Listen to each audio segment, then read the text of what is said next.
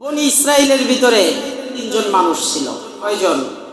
এক ব্যক্তি ছিল অন্ধ, আরেক ব্যক্তি ছিল টেইকো, মাথায় চুল গজায় না, আরেক ব্যক্তি ছিল কুষ্ঠরোগী।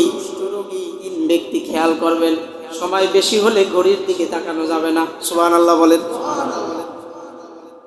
তিন ব্যক্তির ঘটনা বুখারী শরীফে বর্ণিত হয়েছে। কোন গল্প বাপদাদার কিচ্ছা কাহিনী শোনায় না রে মুসলমান। 3464 নম্বর হাদিস বুখারী শরীফ। এই হাদিসের ভিতরে বর্ণিত হয়েছে, আল্লাহর নবী বলেন, আল্লাহ রাব্বুল আলামিন তিন ব্যক্তিকে পরীক্ষা করতে চাইলেন। সর্বপ্রথম আল্লাহ তাআলা একজন ফেরেশতাকে পাঠাই দিলেন মানুষের আকৃতি নিয়ে কুষ্ঠরোগীর কাছে। কার কাছে? কুষ্ঠরোগীর কাছে এসে বলতেছে, আল্লাহর নামে কিছু দান করো। এটা পরে প্রথমে এসে বললেন যে, হে আল্লাহর বান্দা, আইয়ু শাইইন আহাব্বু ইলাইহি, তোমার কাছে কি পছন্দ বলো তো আমাকে। বলতেছে যে আমার কাছে পছন্দ হলো শাহরুন হাসানুন জিলদুন হাসানুন, সুন্দর চুল, আমার সুন্দর চামড়া। কুষ্ঠরোগী যেহেতু, কুষ্ঠরোগ হলো শরীরের গোশত পচে পচে গলে গলে পড়তে থাকে। এটা বললেন। বলল যে সুন্দর চামড়া আমি চাই। তো ওই ফেরেশতা মানুষের সুরাতে তার শরীরে হাত বুলিয়ে দিল, সাথে সাথে তার চামড়া ভালো হয়ে গেল। বলেন সুবহানাল্লাহ। বুখারী শরীফের হাদিস শোনাচ্ছি, সহিহ বর্ণনা, রাসূলের জবানের কথা। এই সুবহানাল্লাহ বললে তো আমি এই কিসসা বলবো না। সকলে একবার প্রস্তুতি নিয়ে বলেন সুবহানাল্লাহ। ফেরেশতা হাত দেওয়ার সাথে সাথে মুহূর্তের ভিতরে তার চর্মরোগ, তার কুষ্ঠরোগ সব ভালো হয়ে গেল। সুবহানাল্লাহ। এরপরে বলল, আইয়ু মালিন আহাব্বু ইলাইক, দুনিয়ার ভিতরে যত সম্পদ আছে কোন সম্পদ তোমার কাছে বেশি প্রিয়? লোকটা বলল নাকাতুন, লোকটা বলল উট, উটনি, এটা আমার কাছে বেশি প্রিয়। সাথে সাথে ওই ফেরেশতা আল্লাহর হুকুমে একটা উটনি দিয়ে দিল। উটটা আবার গাভীর, 10 মাসের গর্ভ আছে পেটে। বাস তাকে দিয়ে দিল, বলল আল্লাহুম্মা বারিক ফি, তোমার এই সম্পদ আল্লাহ বরকত দান করো। এরপরে এই ফেরেশতা চলে গেল টেইকোর কাছে, যার মাথায় চুল গজায় না, মরুভূমির মতো চকচক করে মাথা। আছে না নাই? আরো জোরে আছে না নাই? আছে। এই লোকের কাছে যেয়ে বলল, আইয়ু শাইইন আহাব্বু ইলাইক, কোন জিনিস তোমার প্রিয়? তো বলল যে শাহরুন হাসানুন, সুন্দর চুল, কালো চুল, এটা আমার কাছে খুব প্রিয়। কারণ যার যেই জিনিস নাই ওটা তার কাছে কি? একজনের বউ নাই, সে চিন্তা করে যে আমার কিচ্ছু লাগবে না, শুধু যদি একটা নেককার বউ থাকতো। একজনের সব আছে, সে চিন্তা করে যে আমার একটা প্রাইভেট কার থাকতো। ঠিক কিনা বলেন? আওয়াজ দিয়ে বলেন ঠিক কিনা? হ্যাঁ। লোক বলে সুন্দর চুল লাগবে, সাথে সাথে তার টাক মাথায় হাত বুলাই দেওয়ার সাথে সাথে সুন্দর চুল গজিয়ে গেল। বলেন সুবহানাল্লাহ। এরপরে বললেন, আইয়ু মালিন আহাব্বু ইলাইক, কোন সম্পদ, কোন মাল তোমার কাছে প্রিয়? একটু আগে বললো চুল, এখন কয় মাল। কোন মাল প্রিয়? বলে আমার গরু খুব পছন্দ। তাকেও একটা গাভীর একটা উট তাকে দিয়ে দিল। এরপর চলে গেল ফেরেশতা অন্ধ ব্যক্তির কাছে। অন্ধের কাছে আসলো, এসে বলল, আইয়ু শাইইন আহাব্বু ইলাইক, কোন জিনিস তোমার কাছে প্রিয়? বলে আমার কাছে প্রিয় হলো চক্ষুর দৃষ্টিশক্তি। কারণ চোখের দৃষ্টিশক্তি থাকলে আমি আল্লাহর নিয়ামত দেখব, আমার গর্ভধারিণী মাকে দেখব, বাবা দেখব, আল্লাহর নিদর্শন দেখব, মানুষদেরকে আমি দেখব। সাথে আঙ্গুল দিয়ে হাত বুলিয়ে দিল, সাথে সাথে চোখ ভালো হয়ে গেল। বুঝতেছেন আপনারা? আল্লাহ রাব্বুল আলামিনের হুকুমে এই ফেরেশতা আল্লাহর কাছে চলে গেল। আল্লাহর পক্ষ থেকে ফেরেশতা দোয়া করে দিল, তোমাদের এই সম্পদের ভিতরে আল্লাহ তাআলা বরকত দান করুক। 2-3 মাস পরে, বছর খানিক পরে আল্লাহ তাআলা এই 3 ব্যক্তিকে পরীক্ষা করতে চাইলেন। আমি আল্লাহ রহমতে, ফজলে, করমে, আমার কুদরতে এই ব্যক্তিকে চুল দিয়ে দিলাম, কুষ্ঠরোগীকে আমি সুস্থ করে সুন্দর চামড়া দিয়ে দিলাম, আমি রব্বে কারিম অন্ধ ব্যক্তির দৃষ্টিশক্তি ফিরিয়ে দিলাম। রব্বুল আলামিন ফেরেশতা পাঠিয়ে দিলেন। 3 ব্যক্তির প্রথম ব্যক্তি কুষ্ঠরোগীর কাছে আসলো। ফেরেশতা এসে বলতেছেন, হে আল্লাহর বান্দা, আমি সফরে ভ্রমণে বের হয়েছি, আমার সফরে ভ্রমণে পানীয় খাবার সামগ্রী সব শেষ হয়ে গেছে। বাড়িতে ফিরে যাওয়ার মতো কোনো কিছু আমার কাছে নাই, কোনো বাহন আমার কাছে নাই, খাবার পানীয় দ্রব্য আমার কাছে নাই। আজকে আল্লাহ ছাড়া আর তুমি ছাড়া আমাকে আর কেউ বাড়িতে ফিরাইতে পারবে না। ও আল্লাহর বান্দা, যে আল্লাহ তোমাকে সুস্থ করেছে, সুন্দর চামড়া দিয়েছে, সম্পদ দিয়েছে, ওই আল্লাহর নামে আমাকে কিছু দাও। লোকটা বলে, হাতে দূর হো, চাল যাও, এখান থেকে যাও, দূর হয়ে যাও। এই সম্পদ কাবিরন ওয়ারিস্তু আন কাবিরন আন কাবিরিন, আবদাদার প্রত্যেক সম্পত্তি হিসেবে 14 পুরুষ যাবত এই সম্পদ আমাদের ছিল। আর আমার কুষ্ঠ রোগের কথা তুমি বলো, আমার কুষ্ঠ রোগ ছিল না। আমার যে সুন্দর চামড়া, কাঁচা হলিদের মতো চেহারা দেখছো, এইটাও বাপ দাদার সূত্রে আমি পেয়েছি। নাউজুবিল্লাহ। আপনারা মনে হয় বুঝতেছেন না, ঘটনা বুঝতেছেন না, তা মাতেন না কেন? মাতেন না কেন? মারতে হবে তো। ফেরেশতা বলে, তুমি আমার দিকে তাকায় দেখো, আমি তো তোমাকে চেনা চেনা লাগছে, পরিচিত মনে হচ্ছে। তুমি আমার দিকে দেখো, আমাকে চিনো কিনা, আমাকে চেনো কিনা দেখো। বলে যে না, তোমাকে চিনি না। তোমার আমার দরকার নাই, আমার অনেক আশা আকাঙ্ক্ষা স্বপ্ন এখনো পূরণ করতে বাকি আছে সম্পদ দিয়ে। এখান থেকে চলে যাও। ফেরেশতা আল্লাহর হুকুমে একটা কথা বলছিলেন, খেয়াল করেন মুসলমান। ইন কুনতা কাযিবান ফাসায়্যারাকাল্লাহু ইলা মা কুনতা, যদি তুমি মিথ্যাবাদী হও তাহলে আল্লাহ তোমাকে ওই রকম করে দিক যেমন তুমি আগে ছিলা। আল্লাহর হুকুমের সাথে সাথে ওই লোকটা আবার কুষ্ঠরোগ হয়ে গেল, তার সমস্ত সম্পদ ধ্বংস হয়ে গেল। সুবহানাল্লাহ। ফাজা আল আকরা, ফেরেশতা চলে আসলো টেইকোর কাছে। টেইকোর কাছে এসে বলে, হে আল্লাহর বান্দা, সফরে বের হয়েছিলাম, সব শেষ। আজকে বাড়িতে ফিরে যে জান নিয়ে বেঁচে যাওয়ার মতো তুমি আর আল্লাহ ছাড়া দুনিয়ায় কেউ নাই। তুমি আমাকে একটা গরু দাও, একটা বাকারা, একটা গরু দাও। বলে যে তুমি করতে গেছো, আমার এখনো আশা আকাঙ্ক্ষা স্বপ্ন, গাড়ি বাড়ি, ধন দৌলত, চাকচিক্য, পথ এখনো দখল করতে বহুত বাকি আছে। আমার নিজেরই হয় না এই সম্পদে, আর তুমি এসেছো। ইহা হচ্ছে চাল, দূর হো, এখান থেকে যাও, দূর হয়ে যাও। কপাল পোড়া। বলে যে তুমি আমাকে চেনো কিনা দেখো তো। কিছুদিন আগেই তো এই একই আকৃতিতে এই ফেরেশতা এসে সব দান করে গিয়েছে। না, চিনি না। এরকম মানুষ আছে না নাই? 20 বছর আগে ছিল ফকির, দরিদ্র, মাটি কাটা কিসের কামলা, একক তো খাবার খেতে পারে নাই, মানুষের বাড়ির থেকে খাবারের বার, ভাতের মার, ফ্যান চেয়ে চেয়ে এনে খেয়েছে, জুতা পায়ে দিতে পারে নাই। এখন সে মানুষকে চেনে না, ভাতিজাদেরকেই চেনে না, আত্মীয় স্বজনদেরকে চেনে না, প্রতিবেশীদেরকে চেনে না। তবে মসজিদে এসি লাগবে একটা দেন, যান এখান থেকে। এতদিন অসুস্থ ছিলাম, খোঁজ নিয়েছে? নাউজুবিল্লাহ বলেন। টেইকো বলে, তোমাকে আমি চিনি না, এখান থেকে চলে যাও।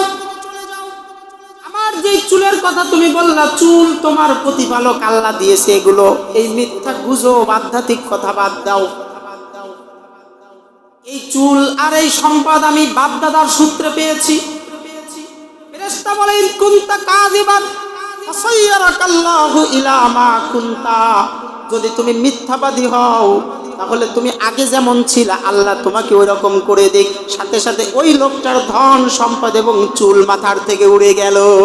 সুবহানাল্লাহ বলে, ফুরুত করে চুল উড়ে গেছে, চুল শেষ। ফাজা আলামা, ফেরেশতা চলে আসলো অন্ধ ব্যক্তির কাছে। অন্ধ ব্যক্তির কাছে এসে বলল, সফরে বের হয়েছিলাম, সব শেষ হয়ে গেছে। আল্লাহর রহমত আর তুমি ছাড়া আজকে আমার বাড়িতে পৌঁছার আর কিছুই নাই। তোমার সম্পদ থেকে একটু সম্পদ আমাকে দাও। এরপরে লোকটা বলতেছে, जितना चाहो ले जाओ और जितना चाहो छोड़ जाओ, যতটুকু তুমি চাও নিয়ে যাও, আর যতটুকু তুমি চাও রেখে যাও, আমি আল্লাহর নামে সব সম্পদ দান করে দিলাম। ফেরেশতা বলল, আমি আসলে সম্পদ দিতে আসি নাই, সির্ফ তোমাদের 3 ব্যক্তিকে আল্লাহ আমি ফেরেশতাকে পরীক্ষা করার জন্য পাঠিয়েছি। তোমার সম্পদ তোমার কাছে রাখো, তুমি পরীক্ষায় উত্তীর্ণ হয়েছো, আর রাদিয়াল্লাহু আনকা, আল্লাহ তোমার উপরে রাজি হয়ে গেছে, খুশি হয়ে গেছে। সুবহানাল্লাহ বলেন। ওয়া সাখাতা আলা সাহিবাইকুমা, বুখারীর রিওয়ায়াত।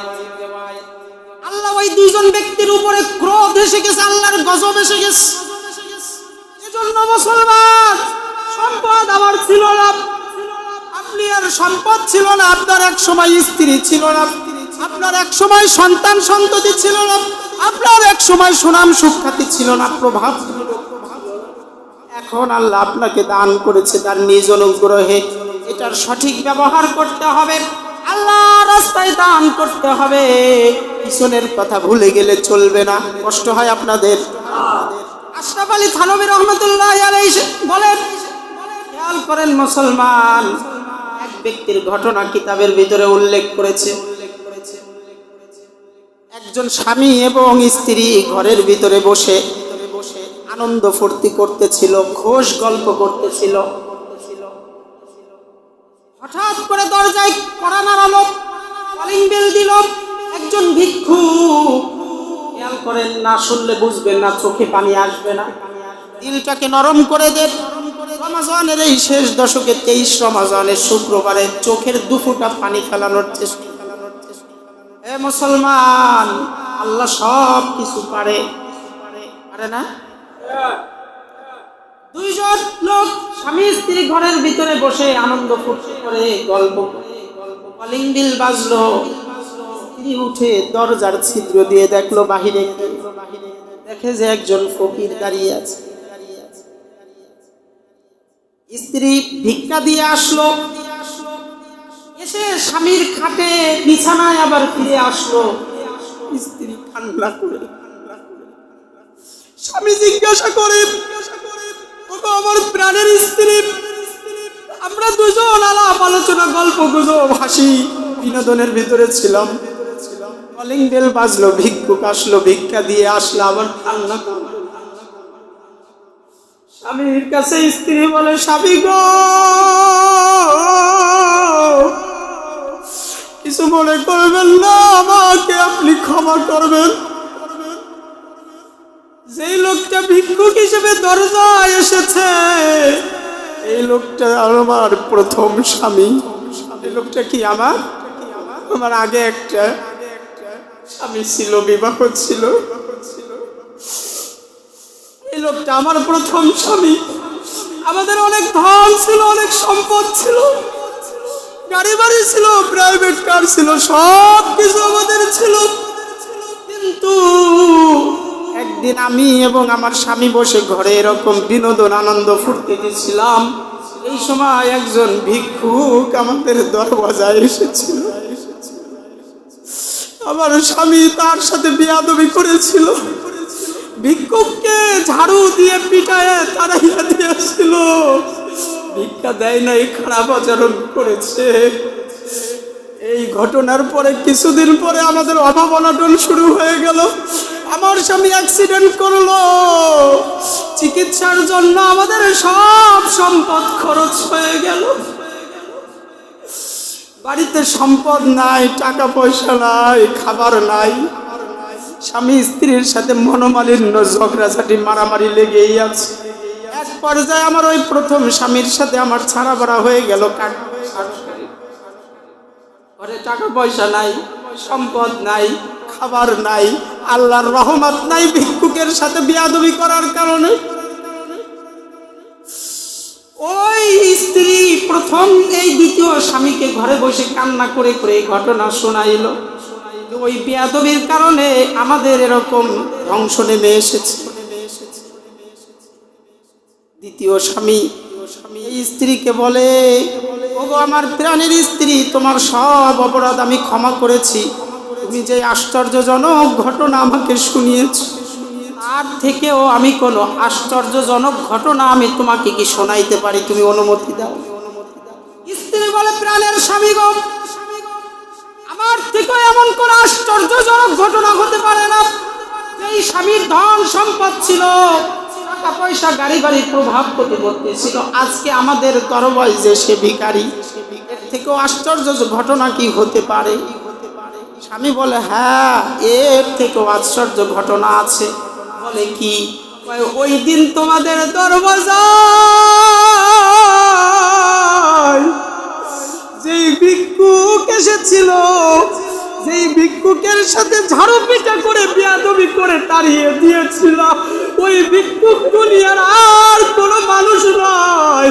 ওই ভিক্ষুক আমি, তোমার দ্বিতীয় স্বামী আমি ছিলাম। আল্লাহু আকবার। জিন্দা কুনি আতায়েতু, মুর্দা কুনি ফেদায়েতু, দিল শুদা মুবতালায়েতু, আর যে কুনি রেজায়েতু। রে নদীর কুল গড়ে ও কুল ভাঙ্গে, এই তো নদীর খেলা। সকাল বেলার ধনী রে তুই, ফকির সন্ধ্যা বেলা। আল্লাহু আকবার। খারাপ লাগে, কষ্ট হয়। ও রব্বে কারীম, আমাদেরকে বেয়াদবি থেকে হিফাজত করেন, বলেন আমিন। ও রব্বে কারীম, রমজানে গুনাহ মাফ করে মুত্তাকি বানায়া দেন, আমিন। ও রব্বে কারীম, অভাব-অনটন দূর করে দেন, সচ্ছলতা দান করেন।